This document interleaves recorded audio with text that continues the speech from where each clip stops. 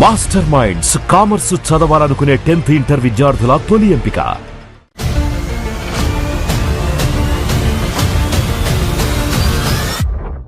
Hi, welcome to YoYo top 5 news. మీ ఆశీర్వాదంతోనే CM అయ్యానన్న రేవంత్. బంజారాహిల్స్లోని బాబు జగజీవన్ రామ్ భవన్లో గురుకులాల విద్యార్థులకు బహుమతులను ప్రదానం చేస్తూ కార్యక్రమంలో సీఎం రేవంత్ రెడ్డి పాల్గొన్నారు. ఈ సందర్భంగా ఆయన మాట్లాడుతూ సి అంటే గాలి నుండి ఊడిపడలేదన్నారు. మీ మధ్యలోనే ఉంటా, మీతోనే ఉంటానన్నారు. బీసీ ఎస్సీ ఎస్టీలు ఆశీర్వదిస్తేనే ముఖ్యమంత్రి అయ్యానని చెప్పారు. అట్రాక్షన్లో పడి లైఫ్ డీవియేట్ కాకండి అని విద్యార్థులకు రేవంత్ రెడ్డి సూచించారు. కేసీఆర్ దళితులను అవమానించారు, కానీ ఇప్పుడు మా గడ్డం ప్రసాద్ కుమార్ని మైక్ అడిగి మాట్లాడేలా చేసింది మేము అని సీఎం రేవంత్ రెడ్డి చెప్పారు. అక్కడ తప్పించుకున్నా ఇక్కడ తప్పించుకోలేకపోయాడు కేసీఆర్ అని ఎద్దేవా చేశారు. ప్రభుత్వ పాఠశాలలపై నమ్మకం కలిగించాలని సూచించారు. దేశ భవిష్యత్తు తరగతి గదుల్లో ఉంది.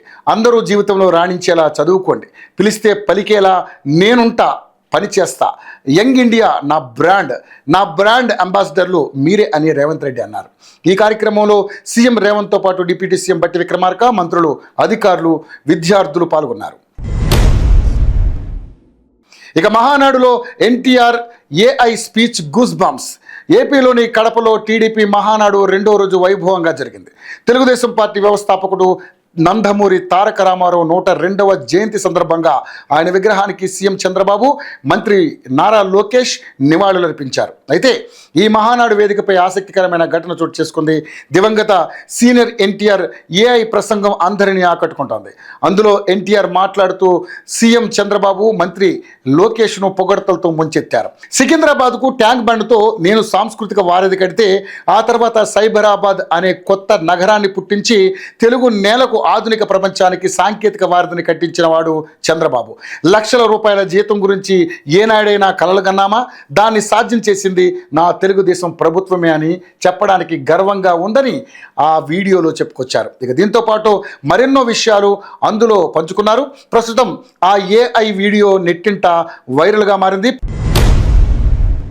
మరోసారి భేటీ, మామ అల్లుడు భేటీ.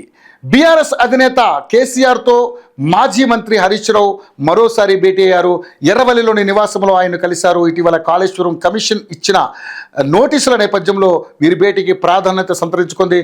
కమిషన్ నోటీసులు, విచారణ సంబంధిత అంశాలపై ఇరువురు మధ్య చర్చ జరిగినట్లుగా సమాచారం. కాళేశ్వరం కమిషన్ నోటీసులు జారీ చేసిన నేపథ్యంలో విచారణకు వెళ్దామా వద్దా అనే దానిపై చర్చ జరిగినట్లుగా తెలుస్తోంది.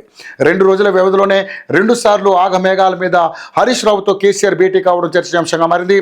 మరోవైపు వీరి భేటీ సందర్భంగా కవిత అంశం కూడా చర్చకు వచ్చినట్లుగా తెలుస్తోంది.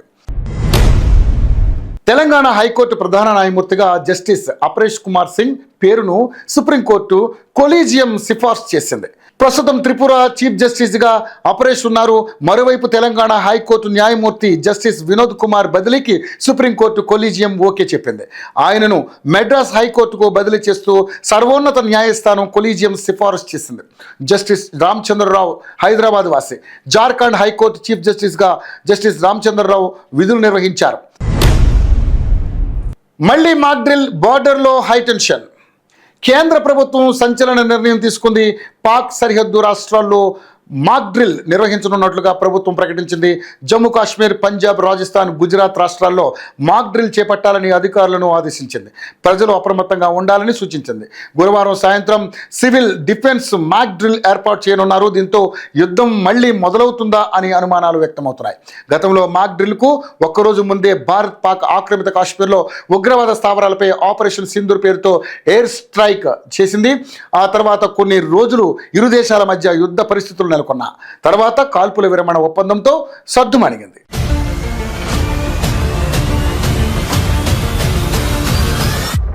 మాస్టర్ మైండ్స్ కామర్స్ చదవాలనుకునే 10th ఇంటర్ విద్యార్థుల తొలి ఎంపిక.